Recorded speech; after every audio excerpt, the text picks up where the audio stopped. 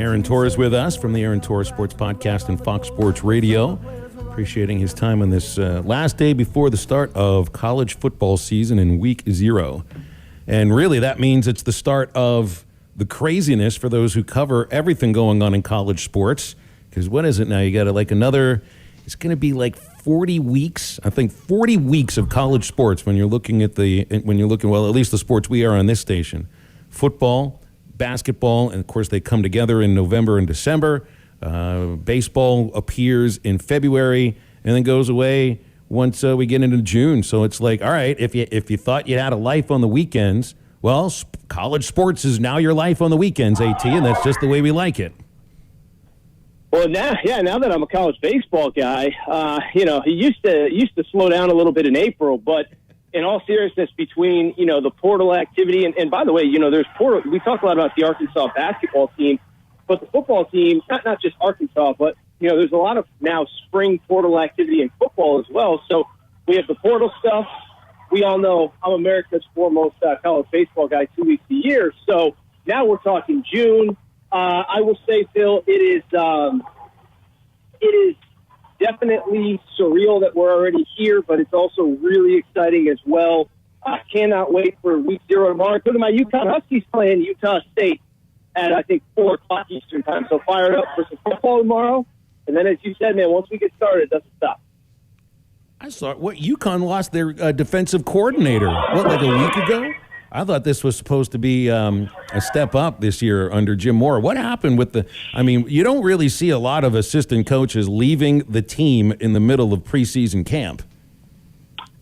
Yeah, there was. I don't know all of the details of, it's personal issues, which could be a lot of different things.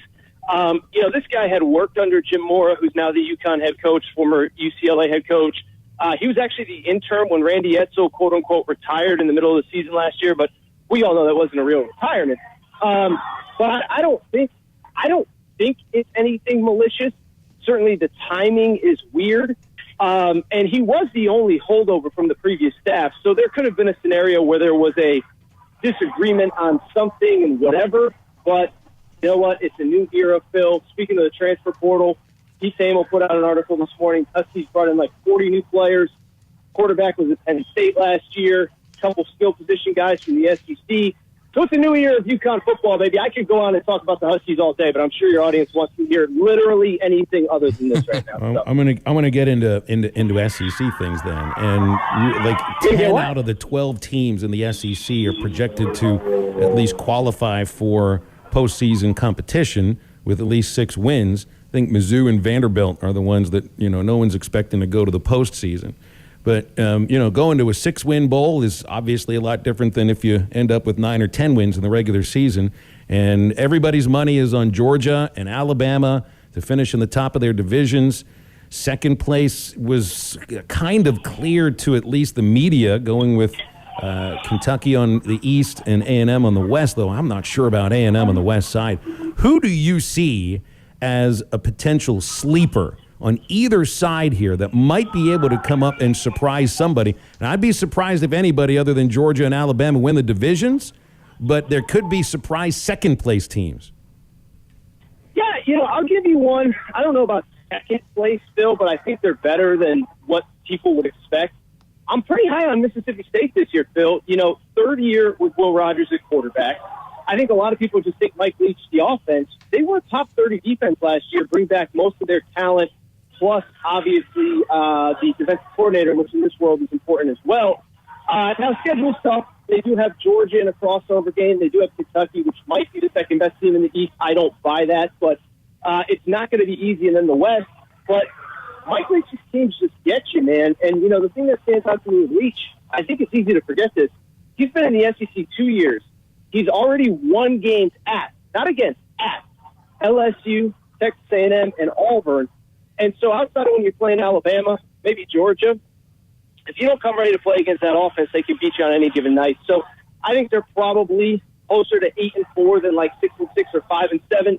That's obviously not going to be good enough for second place, but they're probably the team that I'm a little higher on than most, probably a little lower on Kentucky than most. I think there's a lot of, frankly, unjustified hype with that program, unjustified hype with Will Levis. So I would say probably those are my buy and sell in the SEC, if you will. Tell me what it is about Levis you think that is unjustified. We were talking quite a bit about him. He's apparently like a scout's dream. You know, he's got great arm talent, footwork. He's big. He can run.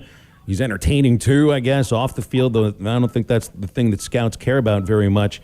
But if you look at, like, I think preseason projections as to on-field performance statistically and even wins and losses, Levis and KJ Jefferson are right there next to each other. Even the odds that each of them has to win the Heisman Trophy are nearly identical. So what is it about Levis that you think makes him overrated right now? Well, and it's funny, Phil, probably about a month ago, I had an Arkansas fan ask me on Twitter, why does Will Levis get all this love and KJ Jefferson not get any? And you look at the stats, they're eerily similar across the board. And so, with Will Levis, like I get why people are excited about him. I guess maybe I'm not as down on him as I am on Kentucky. I mean, with Kentucky, first of all, they basically had one skill position guy that was a difference maker last year, Wan'Dale Robinson, who's now gone. The offensive coordinator's gone, and they'll tell you, it's the same coaching tree, blah, blah, blah, blah, blah. That sometimes is accurate, sometimes it isn't. I think the other thing is, if you really go game by game with them, and I'm not sitting here claiming I watched every minute of Kentucky football, they put up a lot of points against some really bad teams, New Mexico State, Louisville, I can't remember all of them now. And they also had some games against real defenses that they struggled. I think they had maybe 17 points, 13 points against Mississippi State, 16 points against South Carolina. I know because they won that game 16-13. It was a really ugly game. Trying to remember, the Florida game. They beat Florida. Everyone thinks this was a great win. They scored 13 points of offensive production. Now, they had a defensive touchdown, a special teams touchdown. So I just don't buy. The numbers look really good. I think they were top 30, top 40 in offense. I just don't buy that the offense is that good. I think they put up a lot of points in yards against really bad teams, and they were pretty average to below average against the good ones. This year they have Mississippi and Mississippi State on the schedule. I'm just not as high on them as a lot of other people. It's interesting, and really, I think when you look at why teams might be picked in a certain spot, a lot of it has to do with the quarterback, really. But yep. A&M does not have their quarterback selected, and LSU is looked at by many people as a dark horse. I'm not sure what to make of LSU until the season starts and I get a chance to put my eyes on them. They don't have their quarterback picked either. So it's like, and you know how those decisions can go. You pick the wrong guy, and the season can tank early, and then you make a switch, and the preseason projection didn't necessarily stick. That's one reason why I can't go with A&M second in the division, and I still don't know what to make of LSU. So a couple things on that, Phil. I agree, and I'll say this from a couple perspectives. One, I think, one of the more interesting teams in college football is Clemson, and it's because of the fact they're elite everywhere except for quarterback, and we're all hearing about this 5-star freshman Cade Klubnik. But it's like if you wait to make the move, Phil, it's exactly what you just said. What if you take a loss? What if you take 2 losses? What if it's only one, but it's a bad loss that stays with you all year? Could cost you a shot at a championship. So that's that thought. And then with A&M, I'm in agreement with you, and I think it'll be really interesting because week 3 they host Miami, and Miami has another one of those guys with a potential first-round quarterback, Tyler Van Dyke, who's from Connecticut, by the way, no big deal, my home state. So is Will Levis, ironically enough. And, A&M, I don't think they're going to lose that game, but I don't think it's inconceivable as well. And so with A&M, it's kind of a weird deal because you kind of have the holdover quarterback with Max Johnson. You kind of have the true freshman. You kind of have the guy that started. But, it's different for me with LSU, year one, Brian Kelly, all that good stuff. But Jimbo Fisher, he's had some of these guys in the program. He's had everybody since the spring. The fact that he hasn't decided on a guy yet, it does concern me a little bit more. LSU, listen, we know what this season is supposed to be for them. But if I'm an A&M fan, I'm starting to worry that one guy has to separate himself. Mm-hmm. Sticking with the quarterback, AT, you talked about Will Levis and him being, the dream type of quarterback for a lot of NFL scouts, and you see that those stories being written all over the place. One guy that doesn't seem to be anybody's dream, even though he did win a national championship, is Stetson Bennett. Does he have a future in professional football? I mean, whether that's the NFL or the CFL, because even after winning a national championship, it still feels like nobody really believes in this guy's ability to play the most important position in all of sports. It is, I think, the single most fascinating. There's so many fascinating stories in college football, so I don't want to say the single most fascinating, but the thing that I keep going back to, I think people forget, like, not only did we doubt Stetson Bennett, like, we doubted him into the national championship game. Like, don't forget, late in the SEC title game, when they're getting destroyed, people are saying, you got to put JT Daniels in because that is the only chance that you have to beat Alabama. They play Michigan in the semifinal. They're up big. You've got to put JT Daniels in because you're going to need him against Alabama. Look at Nick Saban. He benched Jalen Hurts for Tua, and he won himself a national championship. And so I think it's a couple things. Is one, is he – I don't know if he's I think he's, like, underappreciated, but in a different way that we kind of think of it. Like, I think underappreciated to most people means, like, underrated. I don't think he's underrated. I think he's totally properly rated. I think his story is underappreciated, what he's persevered with. But I would also say to you guys is I also think this is a little bit of an interesting conversation with Georgia is what if he's good but not great? What if the defense isn't quite as good as last year? And what if they take an early loss or whatever? Can you bench a quarterback that won you a national championship? Because they probably got, guys, and this is like you talk about being a professional quarterback, Drew. They have, the guys that they've recruited, I am certain, have NFL caliber talent. Stetson Bennett was, of course, a former walk-on. So it's not that he's the most talented guy in that room. So I just think that's a really interesting question. Is there any scenario where he struggles out of the gate, which I don't think hey, Kirby's got to make that change. I'm saying it will happen. I don't think it's mm-hmm. Back over to the West, real quick, AT. What were your thoughts on Nick Saban's extension? I don't think anybody was too shocked by it. Now, the length of it is a little shocking because even though he's a surprise 70 years old, in 2030, he'll be about knocking on 80. Do you think that he gets an extension after this, and can he coach into his 80s?